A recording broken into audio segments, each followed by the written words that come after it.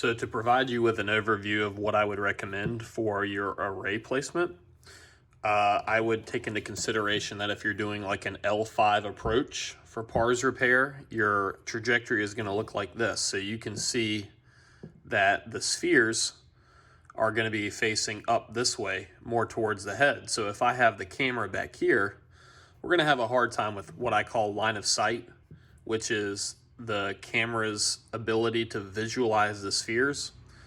We typically want it in an optimal place to where it can see all the spheres, right? So if our approach is like this, having the array clamped on back here, it could be hidden. You know, you've got your assistant on the other side. So typically I would recommend having the array in a position like this to where if the camera is up at the head, it can still look down and see all the spheres here and still be able to see the instrumentation that you're holding in the spheres, so that way you won't have interrupted line of sight.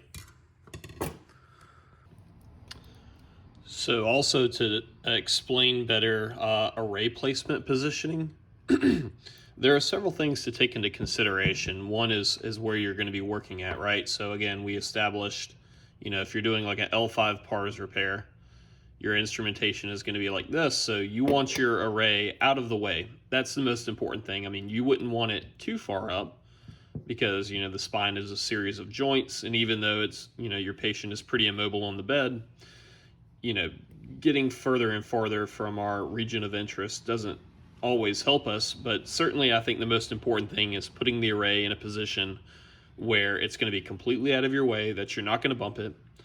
So what I would recommend is, you know, making a small midline incision above a process that's superior to L5. So we're looking at, you know, this L4, L3 area, you know, having a little bit of an angled approach to help get the array even further out of the way. And then making sure that your clamp is going to be firmly on the L4 spinous process. So this is a little bit different of a revision clamp than the one that's at Riverside. The one at Riverside is carbon, which helps to reduce the artifact from the CT scan. But it's the same principle. Essentially, we're using leverage to take these little metal prongs, make sure that they're fixated to the spinous process. So like I had said, you know, you might want to, you know, give it a little firm shake to make sure that this isn't moving independently of your patient. You know, you'll see the whole patient move whenever you give it a firm little shake, and then that's how you know that you're on spinous process and not on ligament. So after the clamp is on, you would take the array and then make sure that the teeth are engaged. Again, this part here too, you don't want the array to move. There's a little collar.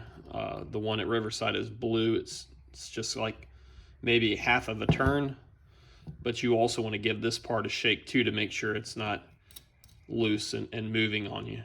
So whenever you have this firmly fixated, I would recommend having the array, you know, up in a position to where whenever we scan the arrow, your patient is going to go through the bore like this. So arrow will come this way and scan, and there's markers on the outside of the arrow. So our camera has to be down here at the feet. So we typically will tilt this up a little bit so that the camera can see it from the feet, but also not so much that when we move the camera up to the head where it needs to be whenever you're doing your K-wire placement, it can still look down and see the spheres. So this would be a pretty good position. So our array is out of the way of where we're working. So this would be the first step. You know, if you're unsure of where exactly your L4 spinous process is, you can always bring in the fluoro and take a shot. You know, you can count to L4 just to make sure you're in the right place. So again, you can still use fluoro in conjunction with this. But once you have this, we're ready to take a scan and register, and then your data will come over, and then we'll be able to navigate our drill guide. So typically one of the principles of navigation is, we have the arrow scanner calibrated with the Brainlab. So, but can you trust navigation? And really the key thing to that is checking landmarks, right? So whenever you make your incisions to do your pars repair, this instrument here is the pointer. Typically I'll recommend that you just trace it along the bone. So in navigation, it'll show you, your pointer tip, and you'll be tracing along these bony landmarks, the cortical surface. It should make sense, right? So we typically can trust the registration as long as what we're seeing in navigation makes sense to where we know our pointer is in regards to these landmarks, right? So through the skin, you can kind of feel the midline. You can palpate the spinous process, like, okay, yeah, I'm midline here, I'm on bony surface, this looks good. So now we can trust our navigation at least. And if you ever have a question about it, you can always bring the pointer back in. So this instrument is pretty much the gold standard for validating your registration. So I don't have a drill guide with me, but I mean, essentially a navigated instrument like this could represent like what your drill guide would be.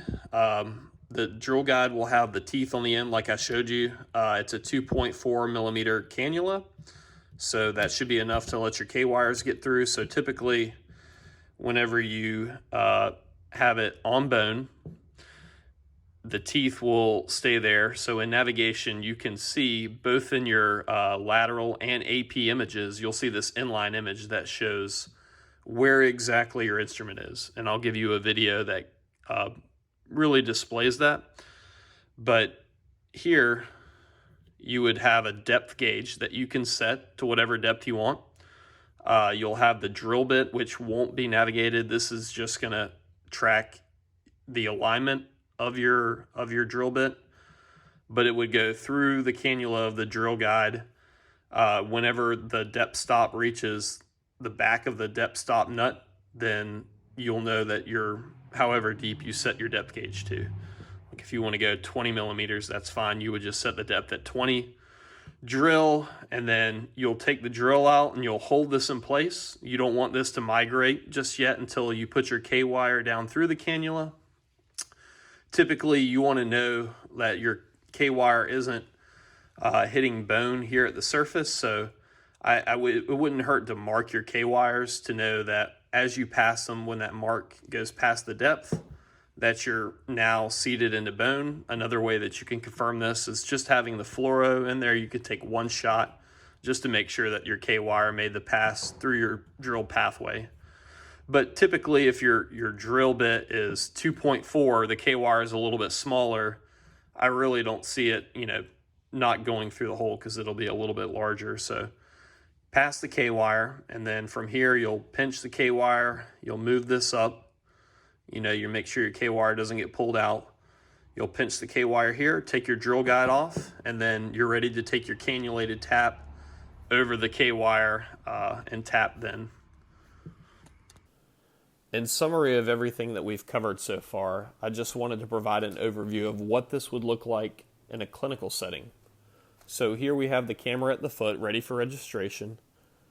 The patient reference array is being placed onto the spinous process clamp, and then an arrow scan is performed, and the data will come over automatically. Now you are ready to navigate your surgical instruments to place your K-wires.